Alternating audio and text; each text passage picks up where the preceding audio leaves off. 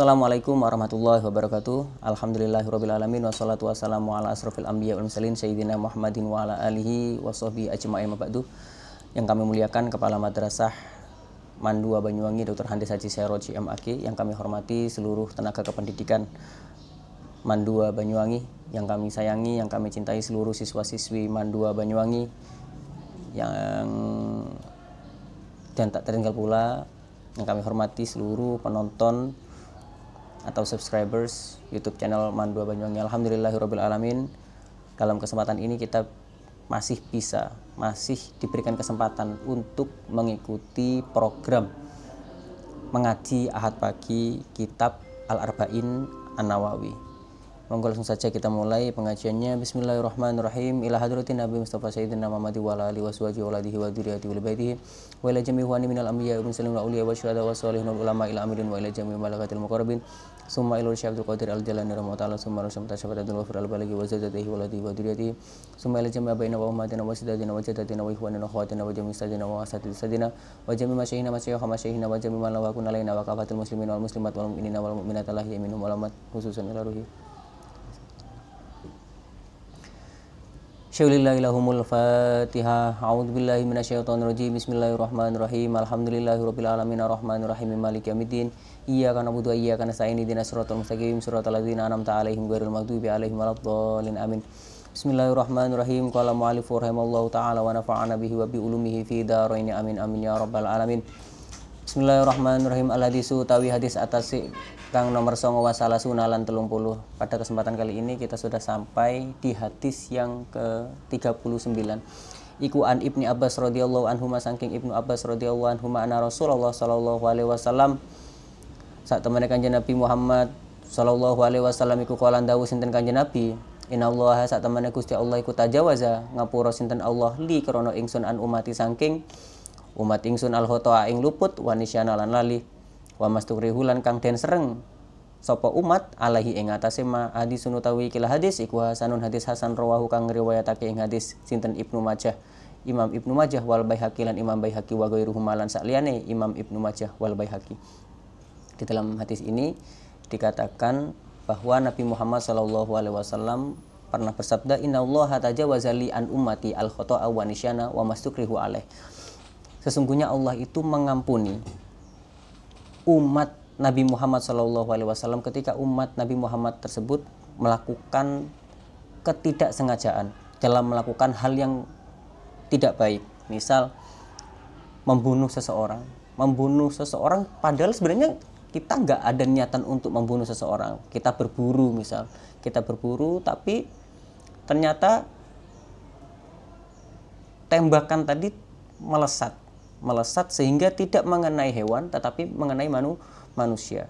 Itu yang dikatakan sebagai al-khata, atau bukan diartikan sebagai kesalahan ya, tapi diartikan sebagai ketidaksengajaan. Yang kedua wanisyana lan lali. Yang kedua, Allah juga mengampuni umat Nabi Muhammad ketika umat Nabi Muhammad tersebut lupa dalam melakukan kewajiban, lupa dalam melakukan perintah, atau lupa sehingga melakukan larangan-larangan Allah. Contoh, lupa dalam melakukan kewajiban. Waktu sholat dia nggak sadar bahwa oh iya ya, ini sudah asar. Tadi saya duhur itu masih belum sholat. Sehingga orang tersebut itu diampuni oleh Allah, tapi kewajiban masih tetap bersifat kewajiban. Untuk dosanya insya Allah diampuni oleh Allah. Di sini bahasanya tazawazali an ummati al khata' wa nisyana. Tetapi untuk kewajiban sholat segera dikodok atau diganti. Sholat yang terlupakan tadi tetap diganti. Atau lupa sehingga melakukan larangan yang sebenarnya itu nggak boleh dilakukan. Misal waktu kita puasa nih. Waktu kita puasa kita nggak boleh makan, nggak boleh minum gitu. Tapi ternyata di siang hari kita tiba-tiba minum, kita tiba-tiba makan, dan lalu kita ingat, sekarang aku puasa ya. Maka hal itu juga tidak membatalkan puasa, sehingga ada instruksi dengan kita kalau lupa lanjut saja puasanya. Tidaklah dikatakan itu sebagai membatalkan puasa. Wa mastukrihu alaih. Dan ketika umat Nabi Muhammad tersebut berada di posisi dipaksa untuk melakukan keburukan. Misal, kamu menyembah berhala. Ayo, kamu ikut agama lain. Kamu keluar dari agama Islam. Kalau kamu masih Islam, nanti kamu mati ini. Paksaan yang mana ini benar-benar andaikan kok kita tidak mengikuti paksaan itu, nyawa kita terancam. Maka di sini meskipun kita bilangnya iya, tapi hati kita sebenarnya masih Islam, sepenuhnya Islam, maka tidak pengaruh. Kita andaikan bilang iya, yes, aku keluar dari Islam gitu, tapi cuma ucapannya aja untuk mengelabui orang yang memaksa tadi, maka itu bukanlah sebuah tindakan yang mengakibatkan kita mendapatkan dosa. Kalau di sana kita tidak ada ancaman, baru itu dikatakan sebagai tindakan yang tidak baik atau buruk lah, tindakan yang menimbulkan dosa. Tapi andaikan di sini bersifat ancaman yang kiranya sangat mengancam diri kita atau sangat mendesak diri kita, andaikan kita tidak mengikuti ancaman itu, maka nyawa kita terancam, maka boleh mengikuti ancaman itu asalkan kita tetap untuk iman kita, perasaan kita tetap mengingkari ancaman itu. Tapi ancaman ini sebenarnya ada dua. Andaikan ancaman yang benar-benar bersifat ancaman yang sangat berpengaruh kepada nyawa kita. Yang kedua itu andaikan ayo kamu membunuh, ayo kamu mencuri. Kalau kamu nggak mencuri, nanti aku giniin. Tapi itu yang nggak arahnya ke nyawa, maka itu masih bisa untuk ditolak. Masih bisa untuk ditolak paksaan-paksaan tersebut. Tapi andaikan paksaan yang mana mengancam nyawa kita, apakah boleh kita menolak ancaman itu? Ayo kamu bilang bahwa Tuhan kamu tidak Allah misal. Tuhan kamu tidak Allah. Dan kita bilang Tuhan kita tetap Allah. Tuhan kita tetap Allah. Sehingga orang itu mau mengancam kita. Kalau kamu masih bilang Tuhan kamu masih Allah, akan kami bunuh kamu.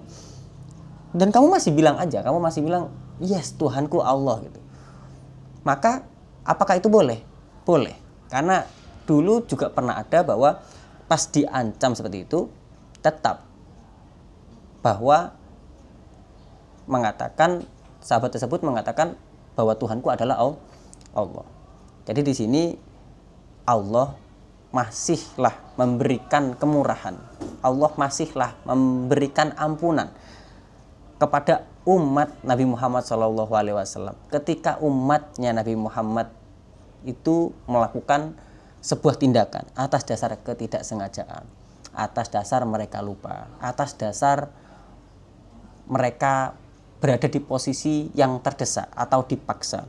Ini menunjukkan bahwa Allah itu sangatlah besar kasih sayangnya, sangatlah besar rasa pengampunnya kepada umat Nabi Muhammad SAW. Maka berbanggalah kita, bersyukurlah kita karena kita menjadi umat dari Nabi Muhammad SAW. Mungkin itu saja pengajian yang kita bisa bahas di kesempatan kali ini. Semoga bermanfaat. Apabila ada salah, saya mohon maaf yang sebesar-besarnya. Wabillahi taufiq wal hidayah. Wassalamualaikum warahmatullahi wabarakatuh.